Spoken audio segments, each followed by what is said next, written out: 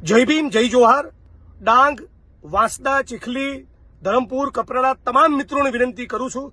અત્યારે પોલીસે ડિટેન કરવાનું ચાલુ કરી દીધું છે, છતાં પાર તાપી રિવર લિંકના પ્રોજેક્ટમાં સરકારને ઝુકાવવા માટે અનંતભાઈ પટેલના નેતૃત્વમાં કોંગ્રેસ પાર્ટીના અમિતભાઈ ચાવડા વગેરે સૌ આગેવાન મિત્રો ત્યાં પહોંચી રહ્યા છે.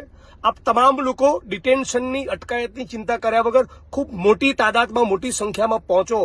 રાજ્યની સરકાર અને ભાજપના નેતાઓ સદંતર જુઠ્ઠું બોલી રહ્યા છે. ગઈકાલે જે પત્ર વાયરલ કર્યો એ પત્રમાં પાર તાપી રિવર લિંક પ્રોજેક્ટ નહીં થાય એવી વાત નથી. હાલ પૂરતો એ પ્રોજેક્ટને પ્રાથમિકતામાંથી દૂર કરીએ છીએ. પ્રોજેક્ટ નહીં થાય એવું કહ્યું નથી.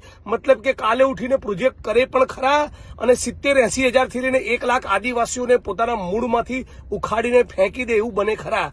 ભારતીય જનતા પાર્ટીનું ચરિત્ર આપણે વર્ષોથી જાણીએ છીએ. એટલે તમામ લોકોને, ખાસ કરીને આખા આદિવાસી પટ્ટાના ભાઈઓને અપીલ કરું છું કે ખૂબ મોટી સંખ્યામાં અનંત પટેલ એને મજબૂત કરો, એના હાથ મજબૂત કરો. કોંગ્રેસ પાર્ટીના નેતૃત્વમાં પ્રદેશ પ્રમુખ અમિતભાઈ ચાવડાના નેતૃત્વમાં આજે ધરમપુરમાં સવારે 10:30-11 વાગે જે રેલી થવાની છે, ખૂબ મોટી સંખ્યામાં લોકો પહોંચ્યો.